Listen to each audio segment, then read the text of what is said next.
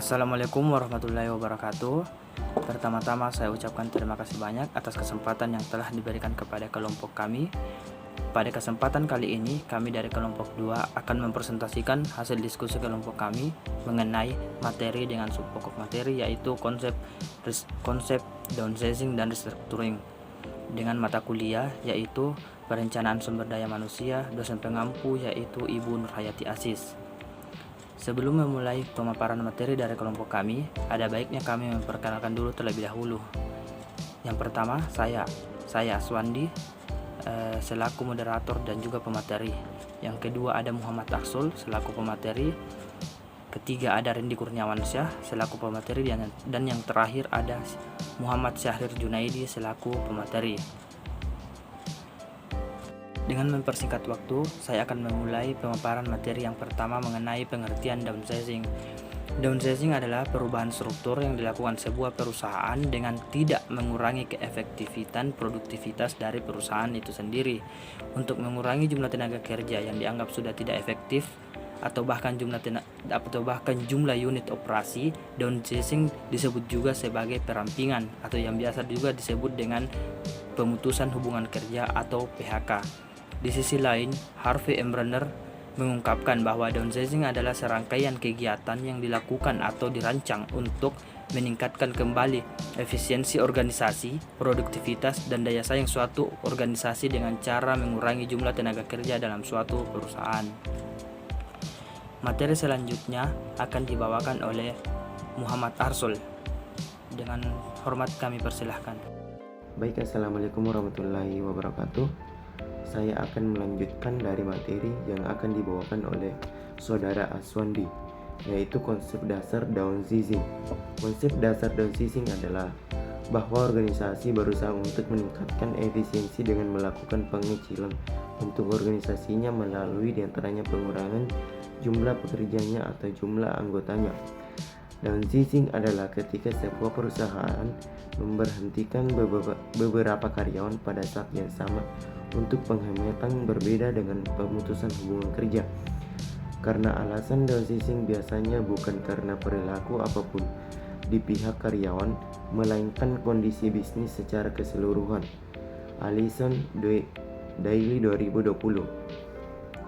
Konsep dasar downsizing juga semakin diterapkan sebagai salah satu adanya kemajuan teknologi di mana berbagai pekerjaan saat ini tidak lagi harus dilakukan oleh orang, melainkan oleh mesin. Namun kemajuan ini menimbulkan adanya eksistensi kehilangan dari sebagian masyarakat yang terjadi mustahil akan memberikan tantangan bagi bagian perekonomian sebuah negara. Baiklah, kita maju ke poin selanjutnya, penyebab perusahaan melakukan downsizing. Menurut Allison Daily 2020, ada sejumlah penyebab saya menjadikan sebuah perusahaan melakukan downsizing. Ada 5 poin. Yang pertama itu resesi. Kondisi ekonomi yang buruk dapat memilih bisnis untuk berhenti agar tetap bertahan atau mempertahankan profitabilitas. Yang kedua, penurunan industri. Jika industri khusus bisnis sudah menghadapi krisis karena kesulitan teknologi atau lainnya, pengurangan biaya mungkin diperlukan. Yang ketiga, merger peramping juga dapat terjadi selama merger dua perusahaan atau dalam akuisisi salah satu suatu perusahaan lainnya, atau jika merger atau akuisisi belum terjadi, perusahaan mungkin berhenti agar tampak seperti kandidat yang lebih banyak. Yang keempat, streamlining. Downsizing juga dapat terjadi ketika perusahaan ingin merampingkan dirinya perusahaan untuk meningkatkan keuntungan dan memaksimalkan efisiensi. Yang terakhir, persaingan. Jika perusahaan saingan telah mengurangi biaya. Tujuan melaksanakan downsizing serta dampak dengan diterapkannya downsizing. Tujuan downsizing adalah meningkatkan efektivitas dan meningkatkan efisiensi kinerja perusahaan. Meningkatkan efektivitas berarti strategi perusahaan dapat dijalankan dengan lebih baik, cepat, dan akurat.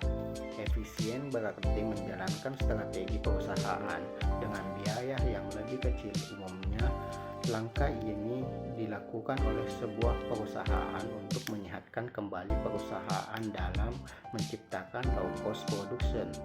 Dampak dalam pelaksanaan ini menyebabkan bertambahnya angka pengangguran yang terjadi di negara yang bersangkutan.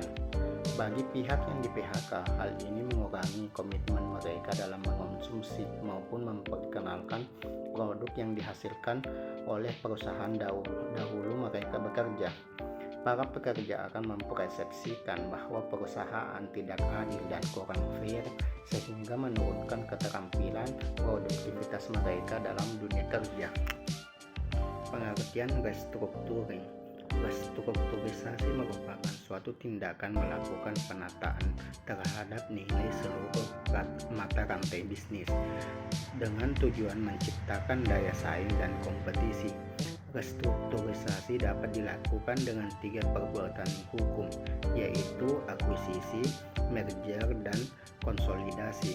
Kenyataannya, restrukturisasi yang sering terjadi dalam kegiatan usaha perseroan di Indonesia adalah restrukturisasi perusahaan melalui akuisisi, yaitu pengambil alihan seluruh atau sebagian saham yang dapat mengakibatkan beralihnya pengendalian terhadap perseroan tersebut. Rekonstrukturisasi sebetulnya tak harus menunggu perusahaan menurun, namun dapat dilakukan setiap kali agar perusahaan dapat bersaing dan tumbuh berkembang. Dalam keadaan normal, perlu melakukan pembenahan dan perbaikan supaya dapat terus unggul dalam persaingan, atau paling tidak bertahan. Perusahaan yang tidak melakukan pembenahan dan penyesuaian dalam rangka persaingan yang semakin global akan tertindas oleh para pesaingnya. Restrukturisasi perusahaan bertujuan untuk memperbaiki dan memaksimalkan kinerja perusahaan. Baik, selanjutnya akan dilanjutkan oleh Muhammad Syahrir Junaidi. Jenis restructuring. 1. Restrukturisasi aset atau portofolio. Restrukturisasi aset adalah aktivitas penyusun aset perusahaan agar kinerja perusahaan tersebut menjadi semakin baik. Hal-hal yang termasuk ke dalam aset perusahaan meliputi setiap aset bisnis, lini bisnis, divisi, unit usaha maupun anak perusahaan.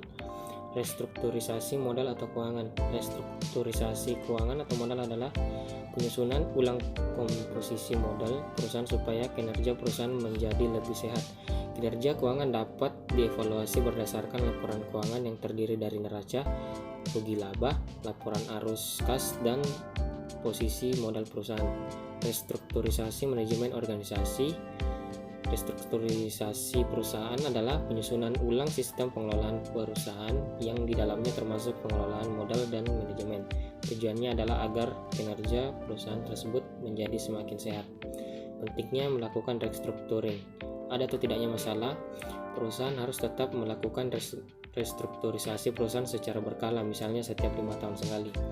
Jangan menunggu sampai perusahaan merasa terjepit, karena hal ini justru akan membuat proses restrukturisasi menjadi lebih kompleks. Beberapa alasan yang umumnya menjadi penyebab suatu perusahaan melakukan restrukturisasi, misalnya adanya masalah hukum, adanya tuntutan pasar dan masalah geografis, perubahan kondisi perusahaan, muncul masalah berkaitan dengan serikat pekerja, hubungan antar holding dan anak perusahaan, pergeseran kepemilikan, dan lain sebagainya. Tujuan melakukan restructuring: 1. Globalisasi, 2.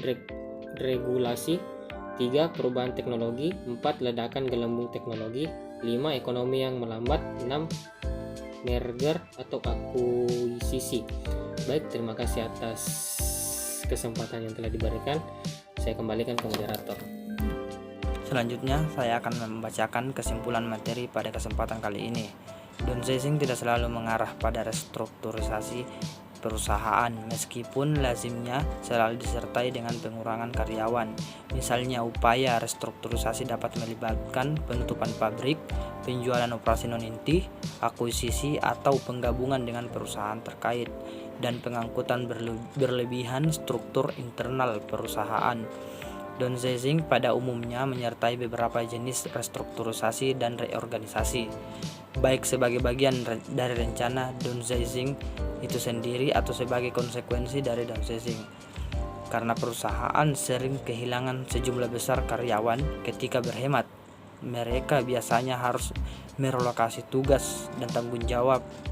Intinya, upaya restrukturisasi berupaya meningkatkan jumlah output pekerjaan relatif terhadap jumlah input kerja. Sekian presentasi dari kelompok kami, kurang dan lebihnya mohon dimaafkan. Wabillahi taufik wal hidayah. Wassalamualaikum warahmatullahi wabarakatuh.